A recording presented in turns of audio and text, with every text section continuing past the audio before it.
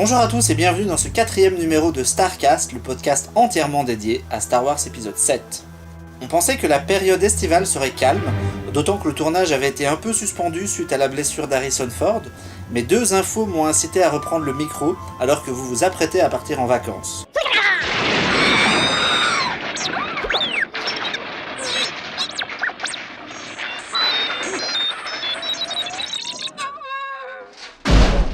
La première, c'est un X-Wing. À l'instar de la première vidéo annonçant le projet Force for Change, J.J. Abrams a publié un nouveau message pour annoncer la fin de l'opération.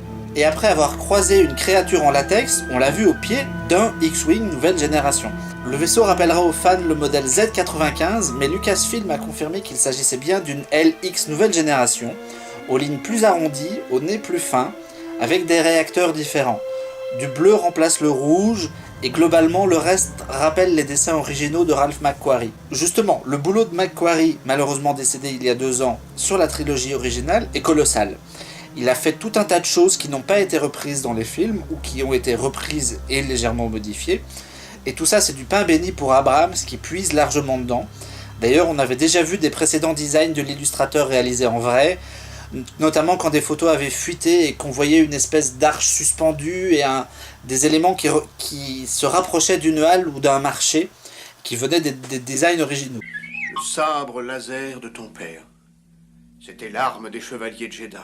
L'autre info vient du site Badass Digest, qui dit connaître le synopsis du film, ou du moins son démarrage. Accrochez-vous parce que c'est particulier. Le site explique que le film s'ouvrirait sur un crash de vaisseau sur une planète désertique, mais qui ne serait pas forcément Tatooine, notamment parce qu'il y aurait de l'eau là-bas, mais surtout qu'une main pénétrerait l'atmosphère. Oui, il faut imaginer que le titre défile, le texte défile à l'ouverture, et une main tombe dans l'espace et atterrit sur une planète. Cette main, ce serait celle de Luke Skywalker, et elle tiendrait son sabre laser. Ce serait d'ailleurs pas forcément la main qu'il a perdue sur Bespin, plutôt la main robotique qui s'est fait greffer ensuite, et qu'il aurait perdu suite à l'affrontement qui aurait mené au crash de ce vaisseau. Sur la planète, la main serait récupérée par John Boyega et Daisy Ridley, lui serait un Stormtrooper déserteur, et ensemble, ils décideraient de partir rendre sa main à Luke, en se tournant d'abord vers Yann et Chewbacca. C'est surprenant et c'est un peu idiot d'imaginer qu'une main robotique serait non seulement au cœur de l'histoire, mais en plus quasiment dans les premiers plans du film. Pourquoi s'emmerder à traverser l'univers pour amener un objet perdu comme ça à son propriétaire, en ne sachant pas vraiment où chercher? Alors, le site évoque d'autres choses. Ils évoquent aussi une nouvelle arme que l'Empire sera en train de construire, quelque chose qui pourrait ravager des systèmes entiers. Ils évoquent le fait que Yann n'aurait pas vu Luke depuis plus de 30 ans, et on spécule sur le fait qu'Oscar Isaac pourrait être le fils de Yann Solo, qui pourrait être aux commandes du Faucon, et que son père et Chewbacca seraient désormais aux commandes d'autres choses, dont on ne sait pas davantage. Tout ça paraît un peu idiot, mais il y a des éléments qui méritent réflexion, comme l'absence de filiation entre les nouveaux héros.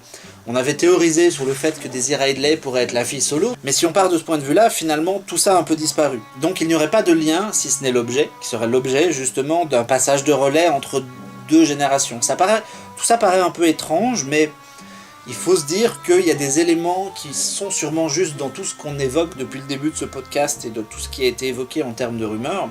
Il y a toujours des éléments qui sont vrais et qui sont soit mal interprétés, soit modifiés par la suite, ou des choses comme ça. Comme d'habitude, il est bien trop tôt pour en savoir davantage, mais le lot de rumeurs circulant, il est probable que, effectivement, une partie soit juste. Peut-être que le Comic-Con de San Diego, qui démarre dans les prochains jours, donnera un début de réponse. D'ici là, n'hésitez pas à venir en parler avec nous sur cloneweb.net, sur le forum, en nous rejoignant sur les réseaux sociaux. N'oubliez pas aussi que vous pouvez retrouver ce podcast un peu partout, notamment sur iTunes pour l'emporter avec vous pendant les vacances, et sur YouTube. À la prochaine, et que la force soit avec vous. La route est dégagée, petit gars. Fais-moi péter cet engin et on rentre.